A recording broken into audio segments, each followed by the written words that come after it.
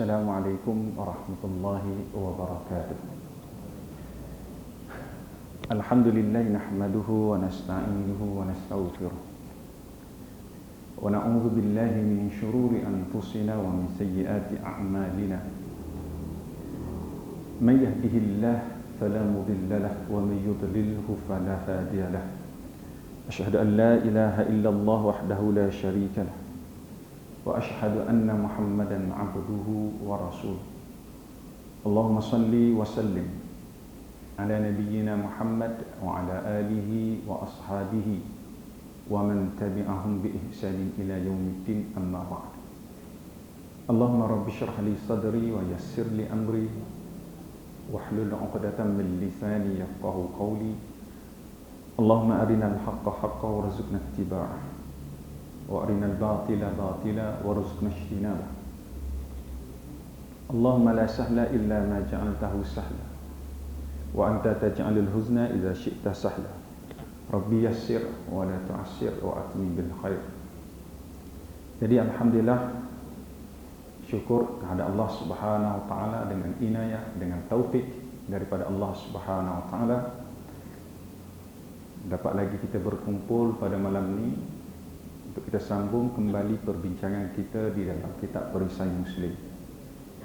Jadi hadirin muslimin dan muslimat yang dirahmati Allah, insya-Allah pada malam ini kita akan sambung perbincangan kita di dalam kitab ini, di mana dalam kuliah yang lepas kita telah melihat, iaitu kita akan bincang berkenaan dengan beberapa zikir ataupun doa, khususnya yang berkaitan dengan ibadat haji ataupun umrah. Yang ni kita tak bincang secara detail.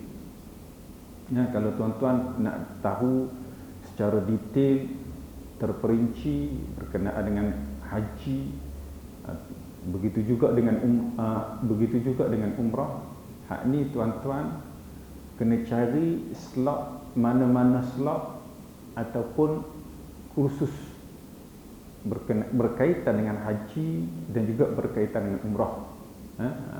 Saya ingat untuk tahun ni saya macam kurang sikit. Kalau tak tahun-tahun sebelum ni kursus umrah, terutamanya hujung tahun ni, boleh katakan tiap-tiap minggu ada. Sebab apa? Sebab ramai nak pergi, nak pergi umrah. Tapi disebabkan oleh beberapa keadaan yang tidak selamat, sebagaimana yang telah ditakdirkan oleh Allah SWT, bagi mereka telah berancang, mudah-mudahan adanya pahala dan ganjaran di sisi Allah Subhanahu wa taala, khususnya yang telah pun tercalon nak pergi haji tahun ni, tiba-tiba tak dapat. Mudah-mudahan ada ganjaran dan pahala di sisi Allah Subhanahu wa taala walaupun kita tak pergi. Begitu juga hak telah ni bayar package nak pergi umrah, hujung tahun siap bayar, dah sekali tak boleh nak pergi. Mudah-mudahan kita mengharapkan adanya ganjaran, balasan di sisi Allah Subhanahu wa taala. Jadi insya-Allah pada malam ni kita nak lebih santai.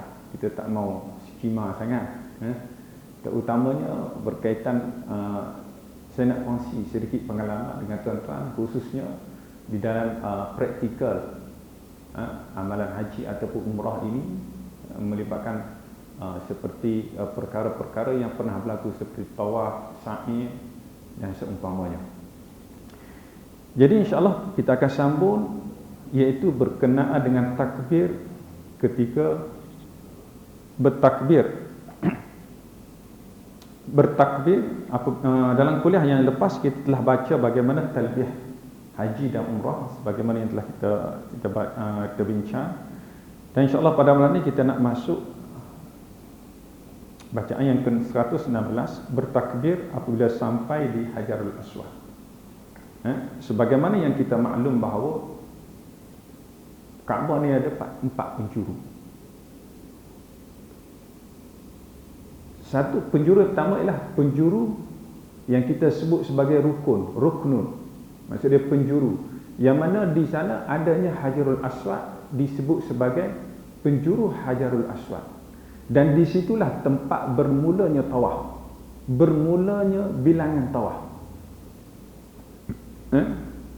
Kemudian selepas penjuru Hajarul Aswad, kita akan jumpa penjuru Iraqi, iaitu penjuru Kaabah yang menghadap ke negara Iraq.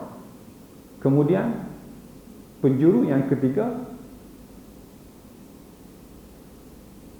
Syam. Kemudian penjuru yang keempat dia panggil penjuru yang menghadap ke arah sebelah Yaman, ataupun kita panggil sebagai ruknul Yamani. Dan untuk memulakan tawaf tu dia bermula di penjuru Hajarul Aswad. Kalaulah kita start berjalan di penjuru apa? Iraq lagi, dia tak kira lagi pusingan.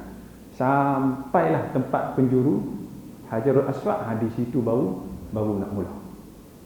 Okey, baik. Terutamanya nak memudahkan bagi orang yang biasa pergi, mungkin dia nampak. Bagi yang tak biasa pergi, biasanya adanya dia panggil sebagai pembantu umrah ataupun panggil pembimbing umrah. Biasanya dia akan bawa kita turun nak pergi melakukan tawaf tu dekat-dekat dengan penjuru Hajarul Aswad.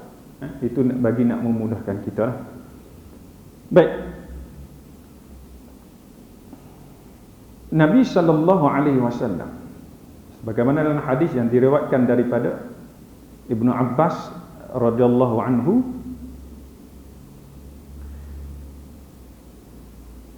qala طاف النبي صلى الله عليه وسلم بالبيت على بعيره كلما أتى الركن أشار إليه بشيء كان عنده وكبر. Di mana Nabi sallallahu alaihi wasallam bertawaf di Baitullah dengan menaiki unta. Timbul soalan di sini. Adakah tawaf naik unta tu juga sebagai sunnah? Kalau tak semua naik unta. Hak ni kalau kita tengok dalam sebenarnya hadis yang panjang. Ini berlaku ketika mana Hajjatul Wada. Yang ikut serta bersama dengan haji Nabi SAW pergi buat haji tu seramai 100, lebih kurang 124,000 orang sahabat. Ramai. Nabi naik unta tu sebab ada sebab. Kerana Nabi nak tunjuk cara kepada umat Islam atau sahabat yang lain macam mana nak buat pekerjaan haji tersebut. Bagaimana nak tawaf? Kalau Nabi duduk kat bawah, hak duduk dekat ni nampak. Hak duduk belakang-belakang tu tak nampak.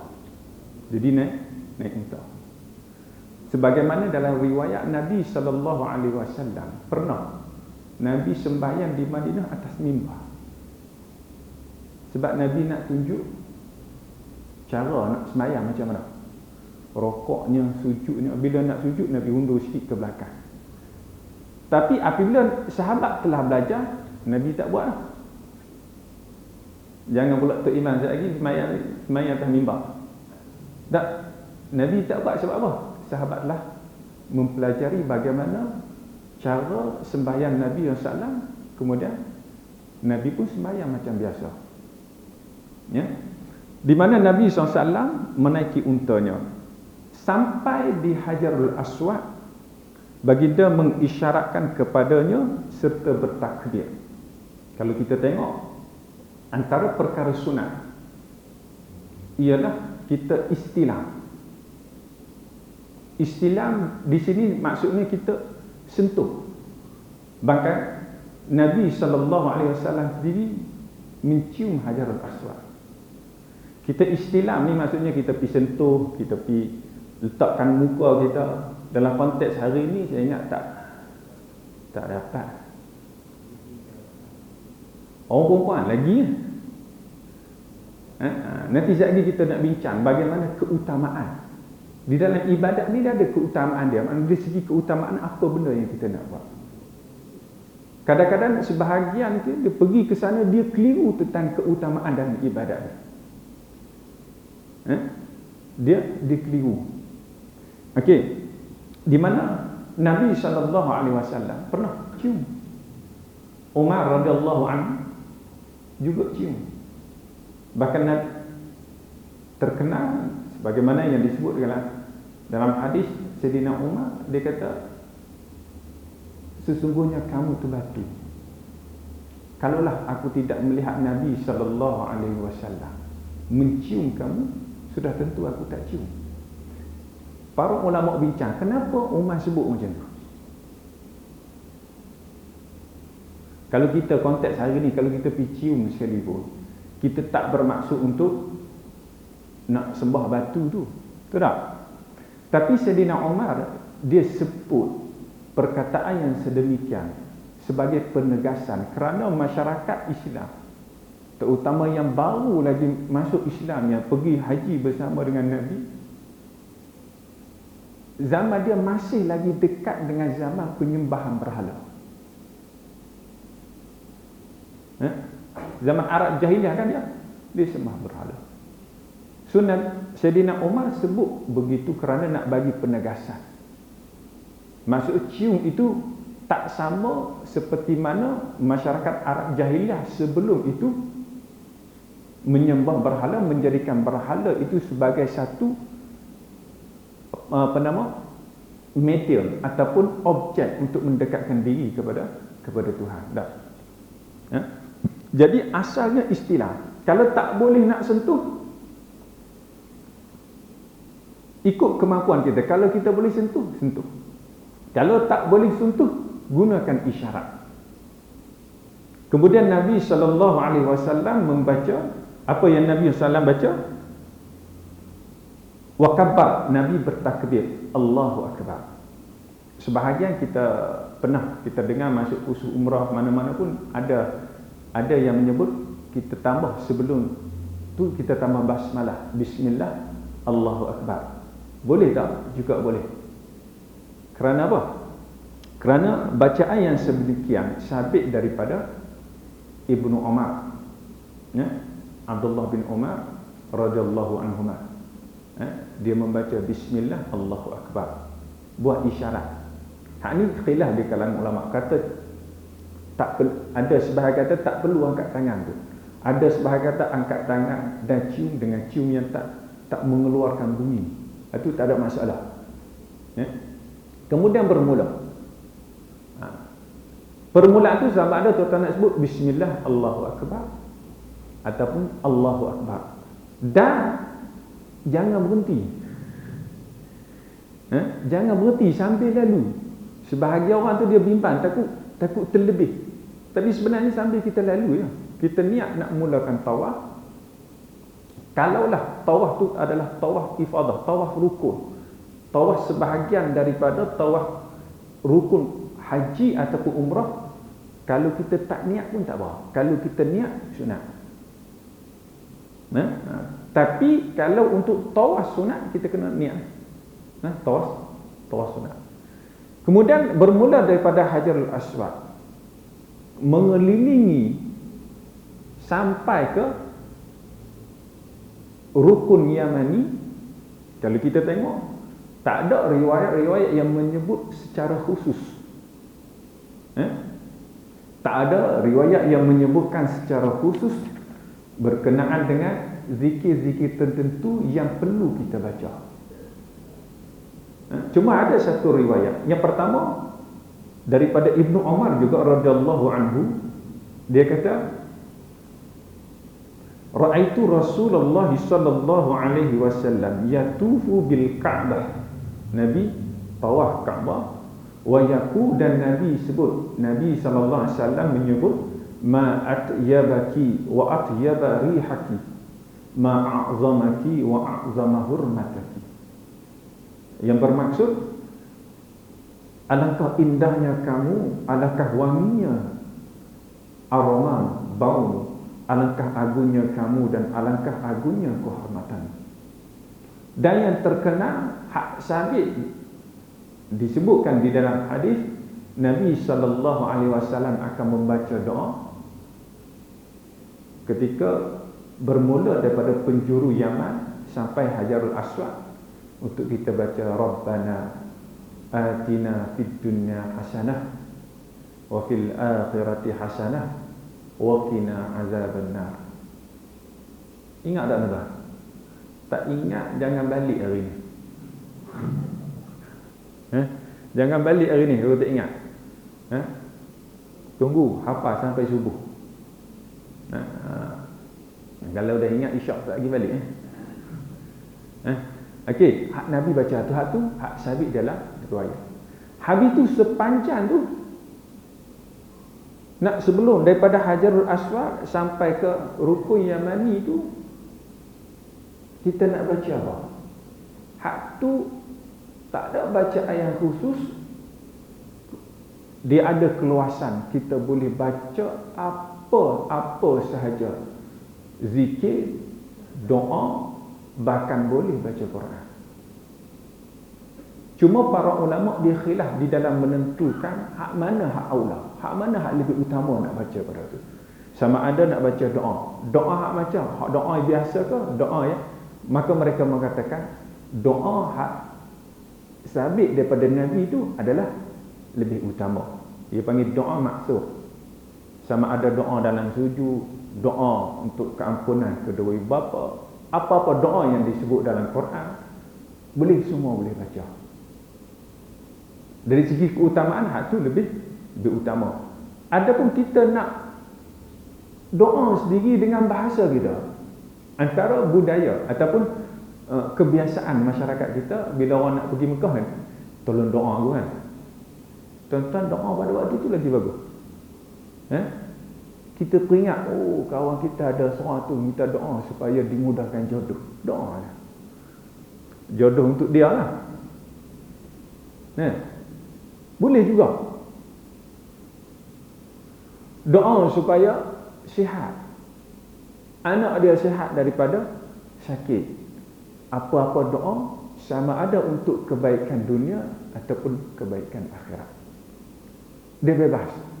Kalau lah tuan-tuan, cuma sebahagian daripada, kalau tuan-tuan biasa masuk kursus umrah ataupun haji, dia ada bagi satu buku kan, dia tulis doa pusingan pertama dalam bahasa Arab, panjang tu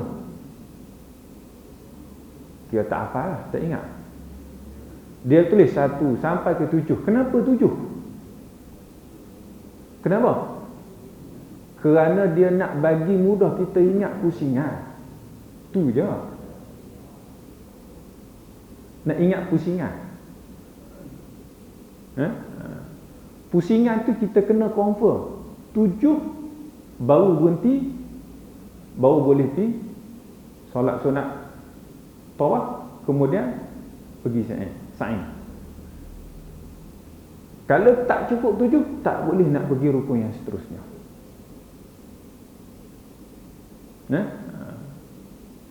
Sebab itulah kalau nak buat tawaf ni, kalau boleh kena 2 orang senang. Bila kita lupa berapa boleh tanya. Dengan syarat kawan kita pun kena ingat lah. Jangan pula kawan kita kadang-kadang lebih nyanyi daripada kita. Jam mana kita. Sebab tu macam-macam cara. Hak tu terserah kepada cara kita masing-masing. Ada yang guna biji tasbih hak 7 tu, habis satu dia tarik satu. Itu cara masing-masing. Ataupun kita sendiri. Sebab tu tuan-tuan, bila kita kena pergi buat ibadat haji dan umrah, kita kena ada persiapan masa duduk di Malaysia ni lagi. Jangan kata duduk sana baru duduk rancang nak buat apa. Sebab itulah kadang-kadang bila kita pergi sana tak ada perancangan, pergi solat balik masuk bilik. Pasal apa balik bilik kita tanya, tak tahu nak buat apa. Sepatutnya terutamanya haji, mungkin haji kita pergi tempoh lama, sebulan lebih. Umrah lebih kurang 10 hari, 11 hari. Sepatutnya kena ada target dalam tempoh kita pergi tu khatam satu Quran. Boleh kita rasa ada motif nak buat sesuatu benda, kita nak buang masa di sana tanpa buat sesuatu ibadat, kita akan rasa rugi. So kita fokus, okey, macam mana sekalipun aku nak untuk umrah ni satu khatam Quran. Maksud kita ada perancangan. Untuk tawaf kita dah ada dah, duduk atas kapal terbang sebelum pergi. Nak pergi buat umrah, nak pergi tawaf tu kita dah ada dalam kepala. Doa pertama dia nak baca hak ni. Semua doa yang maksud. Sebagaimana tuan-tuan belajar dalam kitab Hisnul Muslim tu, semua boleh baca. Tawaf zikir yang kedua, dia nak baca hal tu. Yang ketiga, dia nak selawat. Yang keempat, dia nak baca Al-Quran, mana-mana surah yang dia ingat. Yang kelima, dia nak doa untuk kebaikan dunia akhirat. Yang keenam, serah pada dia. Sampai yang ketujuh, okey.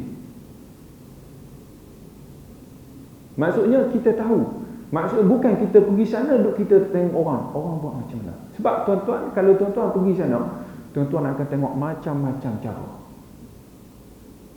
Bila kita tak ada ilmu, tak ada persediaan dari segi ilmu. Sebab itulah saya sebut dalam kuliah yang lepas, antara persediaan yang penting ialah ilmu. Sebab kita pergi sana bukan sekadar kita nak ziarah, pergi berjalan dah.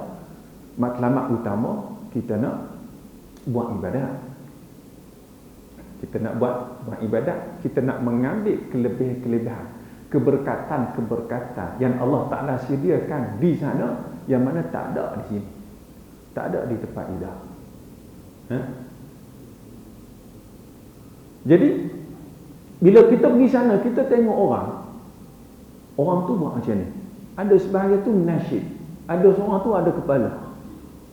Tapi setakat lah ni antara jemaah hak disiplin, jemaah Malaysia antara yang disiplin dari segi bila dia buat ibadat, dia tak ganggu orang dengan suara dia, dengan perbuatan dia. Walaupun di sana ada juga sebahagian dia jadi kalau orang tak bimbing dia pada tu, dia tak tahu nak buat apa. Dia tengok orang berlari, dia nak lari. Sedangkan orang berlari ketika tawaf, terutamanya pada 3 pusingan yang pertama, adalah sunat. Khusus untuk lelaki, orang perempuan tak boleh lah. Saya ada pengalaman tuan-tuan muslimin muslimat yang dirahmati Allah. Dia mungkin dia kurang persediaan. Dia waktu tawaf tu dia bimbang sebab orang ramai. Takut bimbang, takut terputus. Duduk pegang tangan kiri kita, kiri kanan. Dia baca apa yang dengar hak tu dia baca. Hak tu dengar mana apa tak tahu. Kemudian bila tak masuk tempat sa'i pun sama. Tempat sa'i lagi relax daripada tawaf.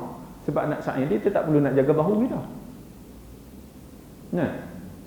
Jadi kita akan tengok macam-macam. Orang bernasyid, orang orang berlari.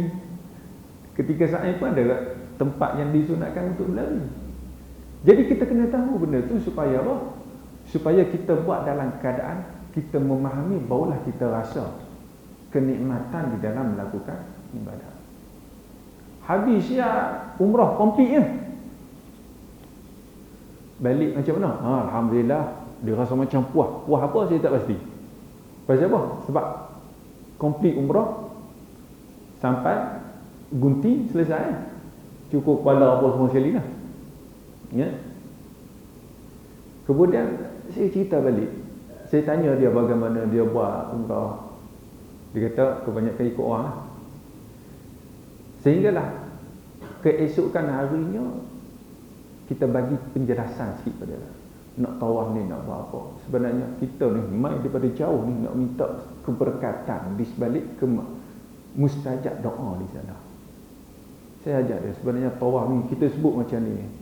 Time ni lah untuk kita ambil kesempatan, kita nak doa, kita nak taubat, kita nak macam-macam. Kita pergi tawaf tu sunat 3 orang, saya ingat lagi 3 orang. Seorang pegang belah gigi, seorang belah kanan, seorang pegang belakang. Saya pesan kat dia, setiap kali pusingan doa, nak doa apa, merintihlah dengan Tuhan, kita istighfarlah. Kita sendiri dengan Tuhan, kita tahu kita buat apa, kesalahan apa yang kita buat, kita mengaku depan Tuhan. Kita duduk tengok sebelah satu pusingan, mula biasa, masuk pusingan kedua, dah bunyi macam nak nangis lah. Yang ketiga keluar air mata. Sampailah habis komplit semua, saya rasa lega. Dia baru tahu nikmat. Pasal apa? Tak tahu nak kata apa. Situ dia istighfar, dia minta doa, dia sehingga dia tak rasa malu apa pun, dia menangis kadang-kadang. Bahkan dia tak sedar dia menitiskan air mata. Sebab apa? Sebab dia buat dalam keadaan tahu, dia rasa nikmatnya bila mana dia buat ibadat. Sebab itulah tuan-tuan, orang yang sembahyang malam tuan-tuan, kita ni kalau sembahyang 15 minit rasa lama dah. Tapi orang yang sembahyang malam dalam keadaan dia khusyuk, bahkan dia rasa dia berbicara, bermunajat dengan Tuhan 2 rakaat setengah jam, dia tak rasa apa. Dia tak rasa apa. Terutama bangun pukul 5 tu, masuk rakaat keempat tu orang nak azan subuh dah. Ini antara sebahagian yang mana rezeki yang Tuhan bagi kepada sebahagian orang yang Tuhan tak bagi kepada sebahagian lain. Siapa yang dapat, itu adalah salah satu daripada pemberian Tuhan. Pemberian Tuhan yang mana Tuhan bagi kat dia, tak bagi kepada orang lain. Jadi pusingan, setiap pusingan tu tak ada doa yang khusus. Tuan-tuan bacalah doa-doa ataupun apa sahaja zikir yang tuan-tuan ingat. Hak terbaik kalau dari segi afdalnya ialah mana-mana doa ataupun zikir yang sabit warid daripada Nabi sallallahu alaihi wasallam. Saya pernah ikuti satu kursus umrah. Ustaz ada seorang pembimbing, dia kata, "Pak cik, baca hak buku yang ada tuan-tuan tu, baca hak tu." Payah nak baca dalam bahasa Arab. Panjang pula tu. Tak nampak pula tulisan kecil. Dia boleh pergi sebut. Tuan-tuan dia kata apa? Tak apalah tuan-tuan baca apa pun. Paling lekeh pun tuan-tuan baca subhanallah walhamdulillah wala ilaha illallah Allahu akbar. Dia kata paling lekeh. Salah tuan-tuan. Kita ahli sunnah wal jamaah, apa yang disebut, apa yang dilakukan oleh Nabi, apa yang dibaca oleh Nabi, apa yang dibuat oleh Nabi, itu hak terbaik. Dia tak kira panjang ke, pendek ke, kita biasa baca ke, kita tak biasa baca. Tak, tuan-tuan. Apa yang Nabi baca, apa yang Nabi buat, hak itu hak terbaik. Walaupun kita ada pilihan yang lain. Bahkan Nabi subhanallah walhamdulillah wala ilaha illallah banyak disebut dalam hadis dan banyak kelebihannya. Ya. Kita kata paling lekeh kurang tepatlah. Bukan kata kurang tepat, tak tepatlah. Boleh baca dan itu yang terbaik. Ya. Bahkan dalam hadis diriwayatkan oleh Imam Ahmad disebut sebagai al-baqiyatus salihat, kebaikan-kebaikan yang pahalanya kekal. Subhanallah walhamdulillah wala ilaha illallah wallahu akbar. Boleh kita baca, cuma kita kata, jangan kata hak tu zikir paling lekeh. Pasal apa kita kata lekeh? Mungkin kerana kita dah ingat. Yang kedua, kita duk biasa sebut. Tapi sebenarnya dalam agama itu bukan jadi petunjuknya. Dalam agama, petunjuk sesuatu ibadat tu bagus ataupun tidak, dia kena melihat kalaulah itu dilakukan oleh Nabi sallallahu alaihi wasallam, itulah yang terbaik. Ya, itu yang terbaik. Jadi kita isi setiap pusingan tawaf dengan doa ataupun zikir hak mudah bagi kita, hak senang bagi kita. Jangan biarkan kosong. Sampai antara perkara sunnah, apabila sampai di penjuru Yaman ni, istilam juga, maksudnya sentuh. Kalau dah disebabkan orang ramai yang tak memungkinkan untuk kita sampai ke situ, kita buat isyarat juga tadi. Kita buat isyarat.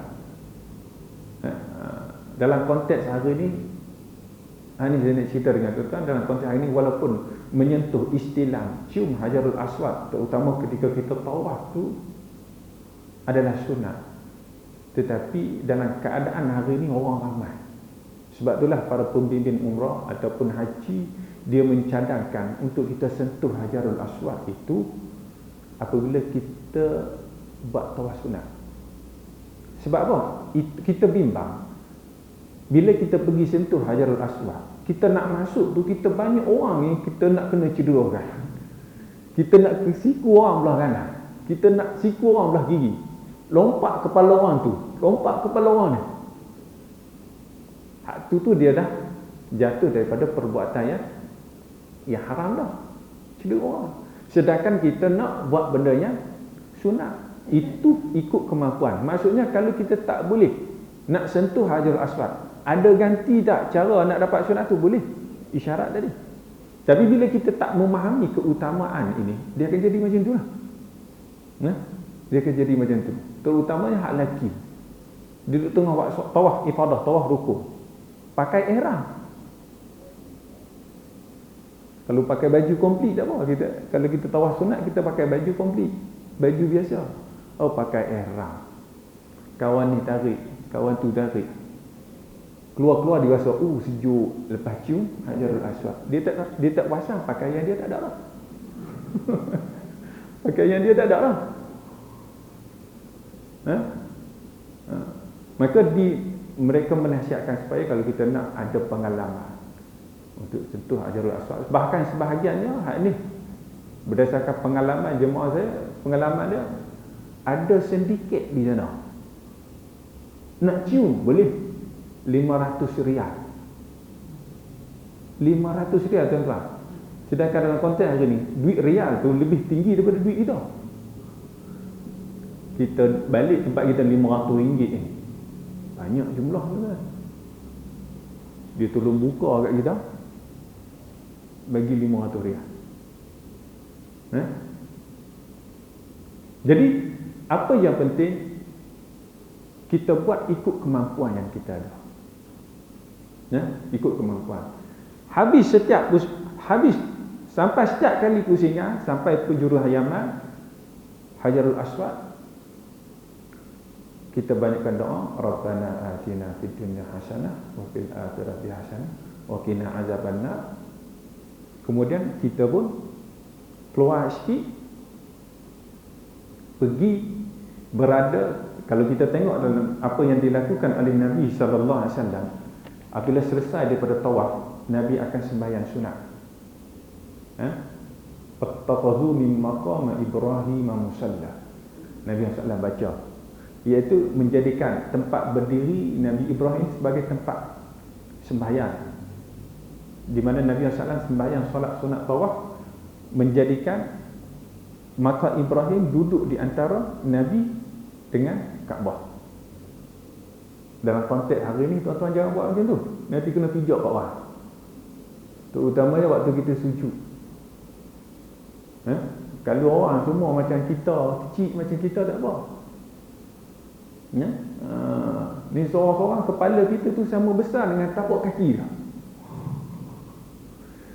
Maka apabila kita tak boleh tepat untuk solat ni, kita boleh solat ke belakang tu. Bahkan hari ni dia dah ada menyediakan tempat untuk kita solat sunat, menjadikan semampu yang kita mampu, boleh buat. Menjadikan maka Ibrahim duduk di tengah-tengah antara kita dengan Kaabah. Antara kita dengan Kaabah. Okey. Disebut dalam hadis nak baca doa apa? Nak baca surah apa? Surah yang pertama Nabi SAW baca Qul ya al-kafirun. Yang kedua Nabi SAW baca surah Al-Ikhlas. Adapun kalau kita nak baca selain daripada surah tu boleh? Boleh. Tak ada masalah. Okay, baik. Kemudian nak pergi ke sa'i.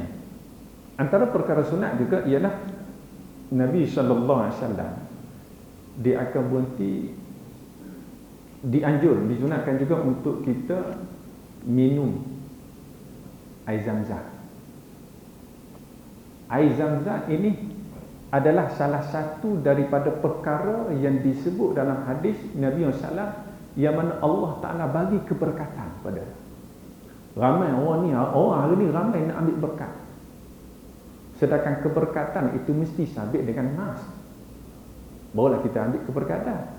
Antara perkara yang disebut di dalam nas yang mana ada keberkatannya adalah air Zam-Zam. Air Zam-Zam ada keberkatannya.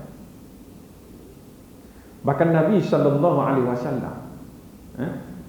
apabila menyebut tentang air Zam-Zam, Nabi SAW menyebut sebagaimana dalam hadis yang diriwayatkan daripada Ibnu Abbas radhiyallahu anhu, di mana Nabi SAW menyebut khairu ma'in ala wajhil ardi ma'u Zam-Zam fihi ta'amun minat ta'mi wa shifa'un minas saqam.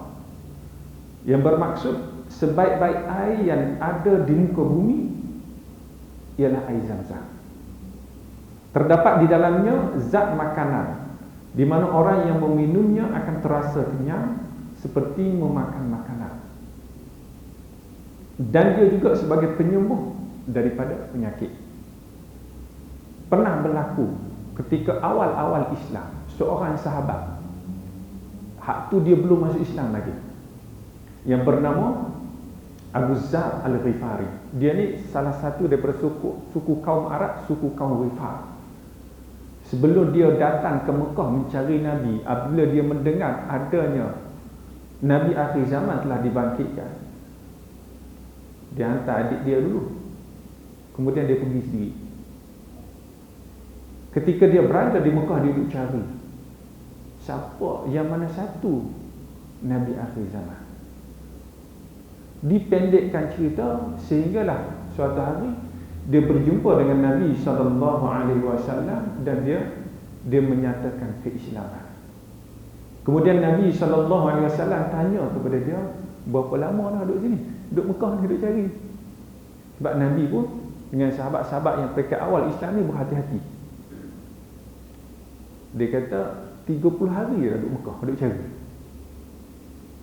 Habis tu makan apa? Siapa bagi makan? Nabi tanya dia makan apa sepanjang 30 hari berada di Mekah? Siapa yang bagi makan? Kemudian apa kata Abu Zar Al-Ghifari? Saya tidak mempunyai makanan dan saya hanya meminum air Zam-Zam sahaja. Tetapi saya berasa semakin gemuk dan tidak pernah berasa lapar. Itu antara khasiat, kelebihan yang Allah Ta'ala berikan kepada air Zam-Zam yang tak ada air yang lain. Betul tuan-tuan? Kalau tuan-tuan biasalah, kalau tuan-tuan minum air ni mineral macam ni 1.5 liter ataupun 500 ml, tak larat nak pergi ulang alik pergi tandas dah tuan-tuan, jadi rasa nak terkencing. Kalau minum air Zam-Zam, dia tak rasa macam tu. Dia tak rasa kita nak. Itu pengalaman saya lah. Mungkin pengalaman orang lain tu dia lain. Dia tak rasa kita nak bergerak pergi ke tandas. Bahkan Nabi SAW menyebut innaha mubarakatun, innaha ta'amun tu'min. Sesungguhnya Zam-Zam itu merupakan air yang diberkati. Sesungguhnya ia mengandungi zat makanan. Orang yang meminumnya dan akan berasa kenyang seperti memakan makanan. Akan rasa kenyang seperti mana dia makan makanan. Bahkan dalam hadis yang diriwayatkan dalam Sunan Ibnu Majah, di mana Nabi SAW menyebut antara keberkatan ataupun sunnah apabila kita minum air Zam-Zam ialah Nabi sebut ma'u Zam-Zam lima syuriba lahu. Air Zam-Zam itu untuk sebarang tujuan niat orang yang meminumnya. Maksudnya apa? Antara adab bila kita nak minum air Zam-Zam ialah kita minum dalam 3, kita baca bismillah dalam 3 tegukan. Baca setiap kali teguk kita baca bismillah. Selesai kita baca bismillah, kita doa. Menghadap kiblat, kita doa. Bahkan Nabi kata apa? Doa berdasarkan apa yang dia nak. Kalau dia nak sihat, mudah-mudahan Allah Ta'ala bagi kesihatan. Bukan kerana air Zam-Zam tu menyebabkan kita jadi sihat. Dah, Allah Ta'ala berkat, Allah Ta'ala yang bagi kesihatan. Tetapi melalui keberkatan yang ada pada air Zam-Zam. Itu kita kena jaga juga tu akidah lah. Jangan kita pegang semata-mata air Zam-Zam kita jadi sihat. Dah. Jadi minum air Zam-Zam, kemudian selepas tu berdoa. Doa apa? Apa sahaja doa yang kita nak baca. Okay. Baik, muslimin dan muslimat yang dirahmati Allah. Kemudian seterusnya nak buat apa? Kita pergi ke tempat sa'i. Kalau tawaf, kita pusingan dah. 1 pusingan sampai 7 pusingan selesai. Adapun sa'i dia berbeza. Dia 7 kali ulang alik juga. Tetapi dia dikira, cara dia kira ialah daripada Safa Marwah tu kira sekali. Jangan kita kata Safa Marwah balik semula ke Safa satu kali, hak tu kira penat lah. Mana kita naik ke Bukit Safa, sebab sa'i ni merupakan rukun. Kalau kita tak buat rukun, hak ni tak sah. Sama ada umrah kita ataupun haji kita, tak sah.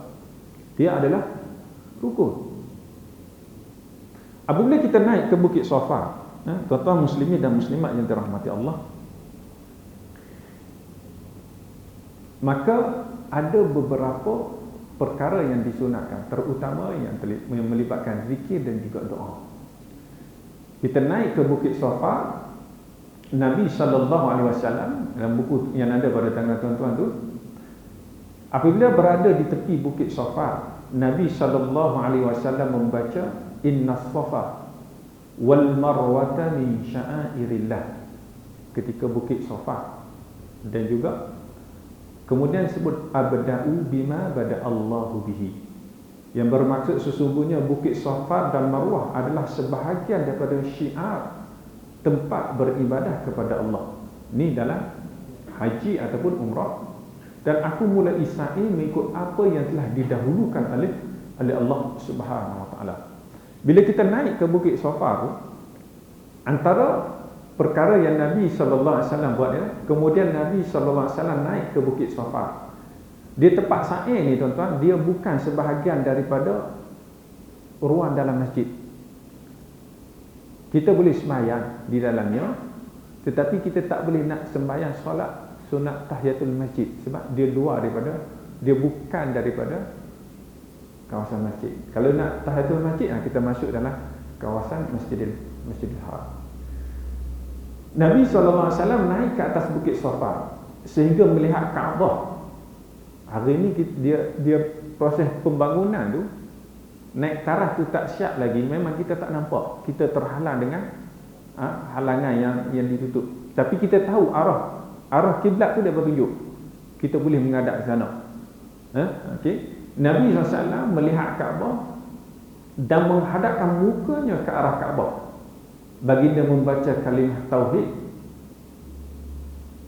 dan bertakbir.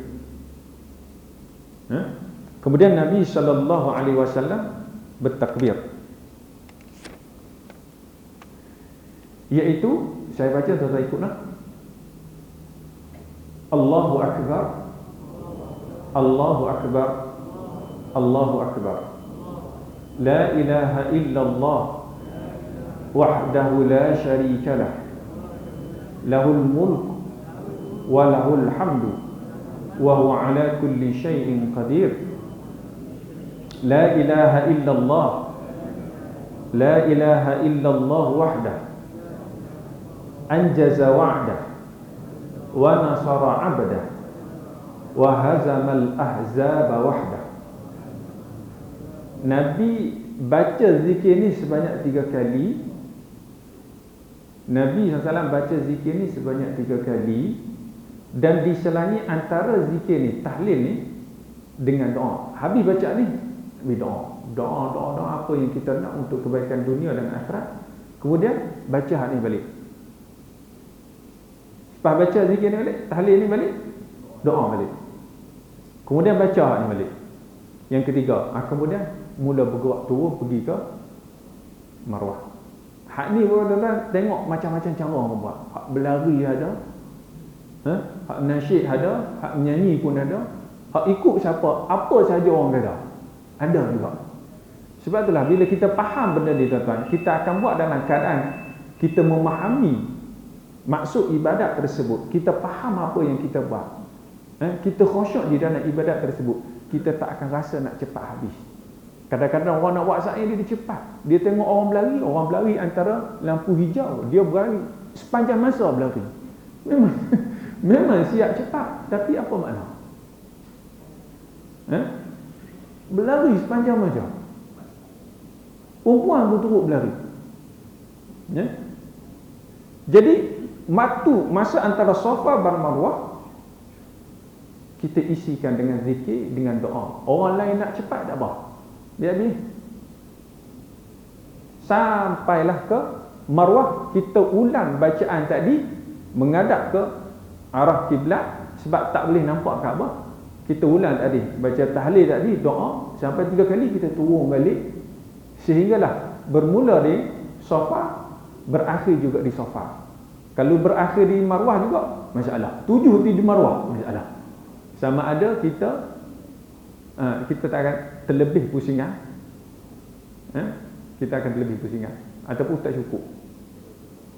Mesti Safa, bermula di Safa, dia akan berakhir di Bil Marwah. Dia tak akan berakhir di Safa. Sama ada lebih ataupun tak cukup.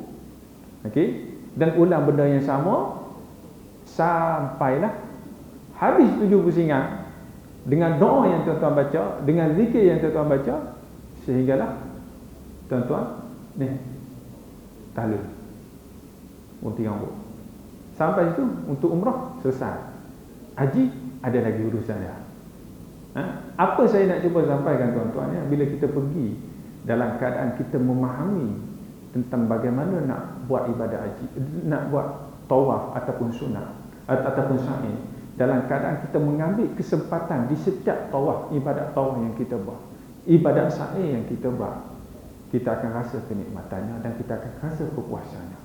Yang mana kepuasan tersebut kita tak boleh nak cerita kepada orang lain, hanya diri kita saja yang tahu. Jadi mudah-mudahan kita mohon kepada Allah SWT, Allah Ta'ala berikan kita peluang untuk sampai ke sana. Bagi yang dah pergi, dapat pergi sekali lagi kalau Tuhan izinkan. Aku liqauli hadza wa astaghfirullahalazim li wa lakum. Subhanakallahumma wa bihamdika asyhadu an la ilaha illa anta astaghfiruka wa atubu ilaik. Sallallahu ala nabiyyina Muhammad walhamdulillahi rabbil alamin. Assalamualaikum warahmatullahi wabarakatuh.